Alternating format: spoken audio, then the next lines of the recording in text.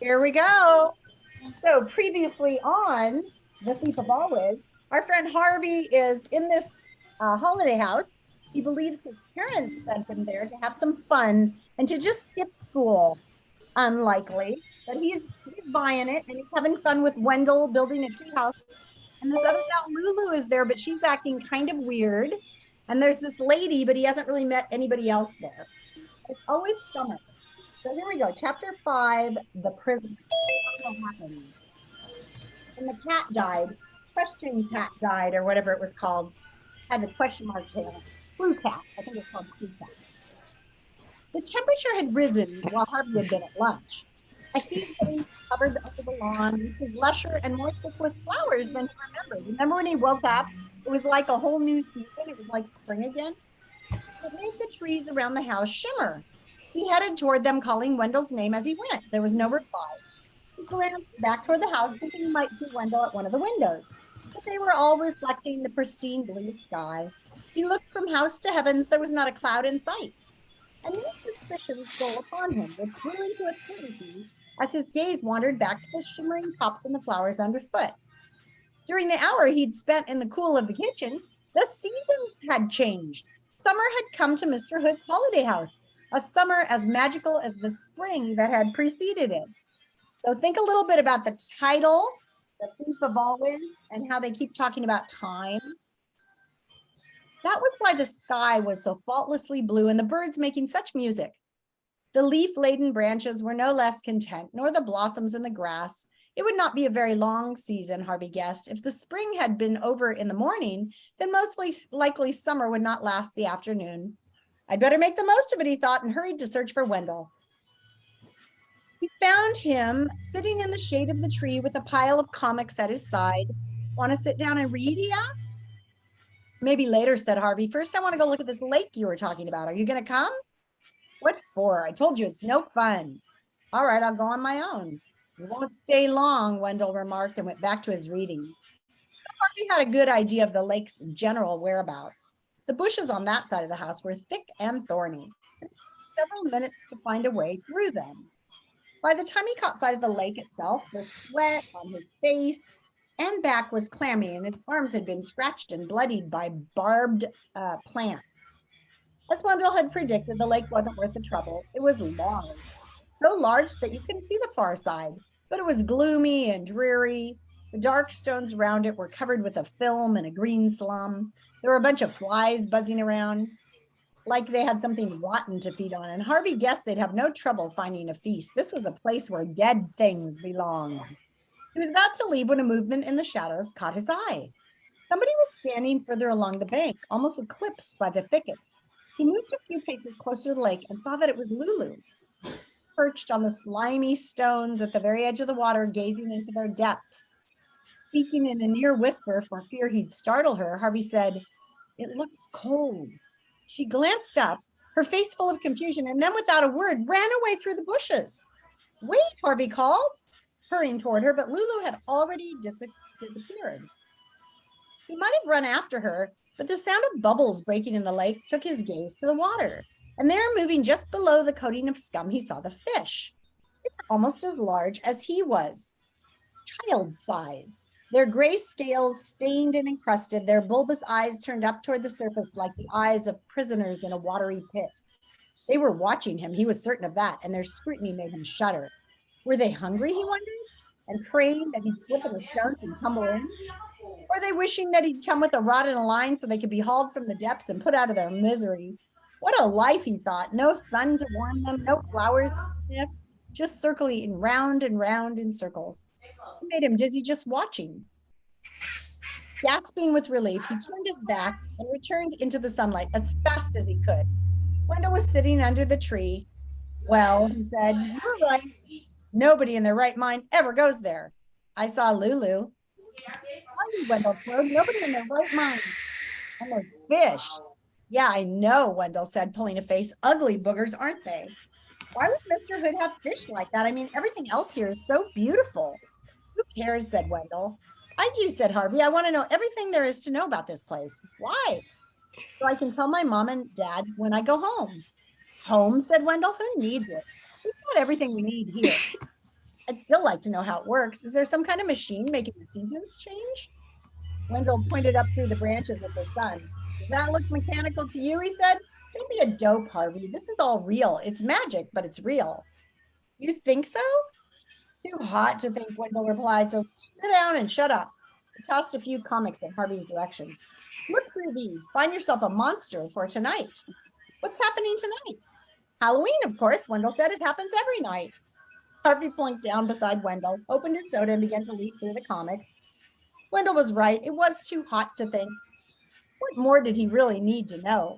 Somewhere in the middle of all this, he must have gone to sleep, because he woke up later to find that the sun was no longer dappling the ground and Wendell was no longer reading it as song. He reached for his soda, but the bottle had fallen over and there were lots of ants crawling in it. As he got to his feet, he felt the first real breeze. It felt like autumn, and some leaves fluttered down at his feet. So in one day, he had spring and summer and autumn. Until this moment, standing beneath the creaking boughs, watching the wind shake down the leaves, autumn had always seemed to him sad. But by the time he was out from under the trees and had leaves in his hair, he was kicking the leaves and felt very happy. As he reached the porch, the first clouds he'd seen all afternoon crept over the sun. And he saw the house, which had wavered in the heat of the afternoon like a mirage, suddenly loom in front of him, dark and solid. He spoke to the house. You are real, he said as he stood panting on the porch. You are, aren't you? He started to laugh at the foolishness of talking to a house. But the smile left his face fast when he heard a voice, so quiet he was not sure he heard it, say, What do you think, child? He looked for the speaker, but there was nobody there, nor on the steps behind him. Who said that? There was no answer. What did it matter anyway, he thought, whether this place was real or a dream? It felt real, and that was all that mattered. Satisfied, he raced in the house to where Mrs. Griffin was weighing down the table with treats. Next chapter. That was a creepy looking drawing. This one is called Seen and Unseen. Oh, I guess it's Halloween and these are masks. Huh. Okay, chapter 6. Well, said Wendell as they ate, what are you going to be tonight? I don't know, Harvey said. What are you going to be? Hangman, he said with a spaghetti grin. I've been learning how to tie nooses. Now all I've got to do is find someone to hang. He eyed Mrs. Griffin. He's quick, he said to her. You just drop them and snap, their necks break. That's horrible, Mrs. Griffin said. Why do boys always love talking about ghosts and murders and hangings? Because it's exciting, Wendell said. You're monsters, she replied with a hint of a smile. That's what you are, monsters. Harvey is, Wendell said. I've seen him filing down his teeth. Is it a full moon? Harvey said, smearing ketchup around his mouth and putting on a twitch. I hope so. I need blood, vampire blood. Horrible, Mrs. Griffin said again, laughing.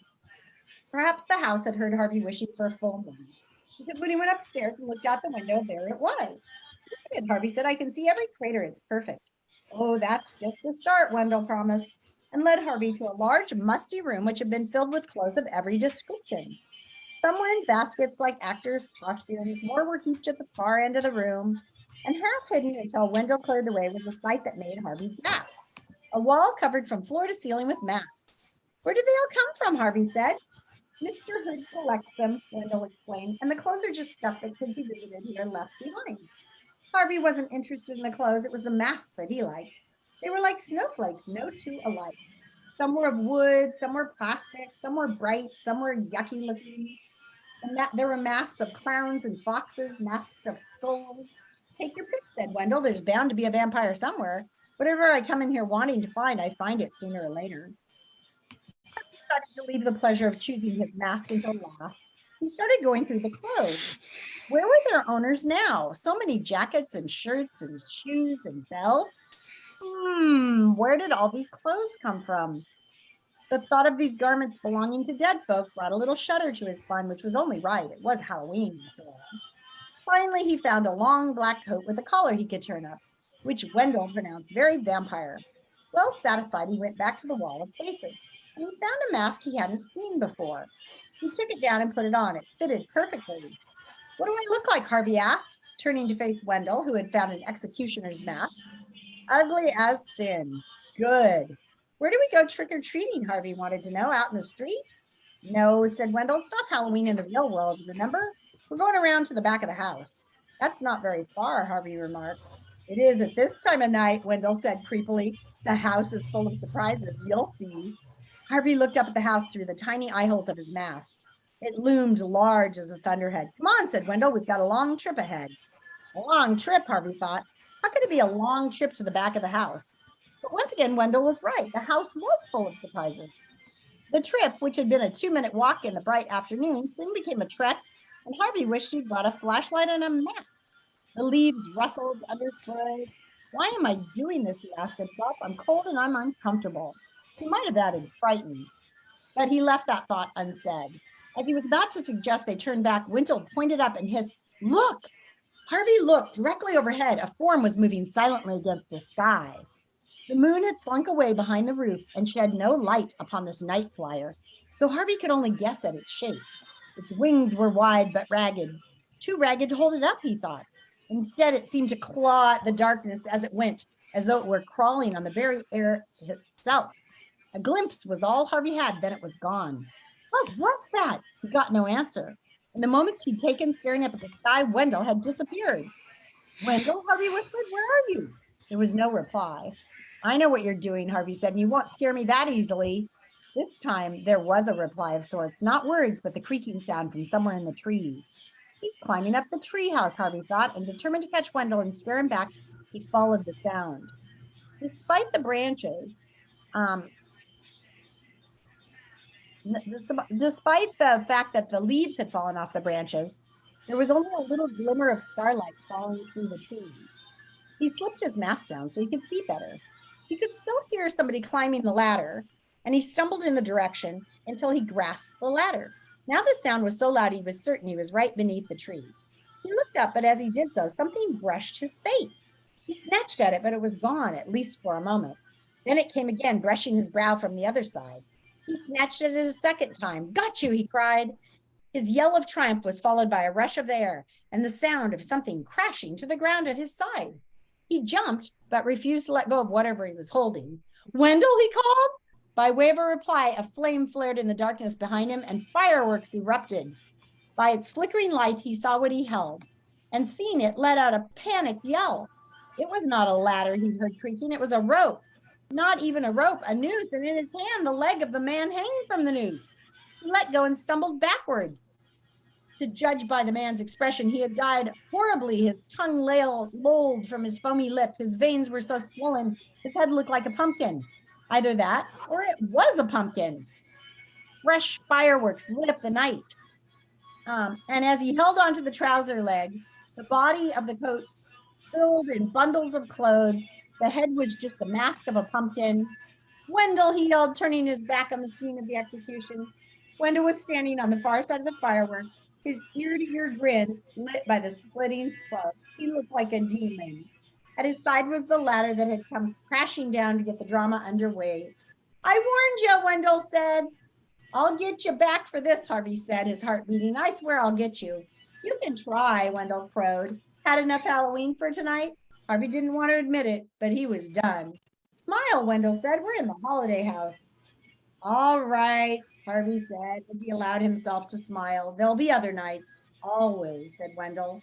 That's what this place is, he said as the light went out. The house of always. And that's it for tonight. And as you can see, the next season we have is Christmas, a present from the past. Okay, and I may even record this one for tomorrow and put it online in case you want to listen to it when you're not either at in person or online with me. Okay, I'll post it to tomorrow's lesson. All right, you guys, that is it. I'll set up some breakout rooms if you want to go to breakout rooms.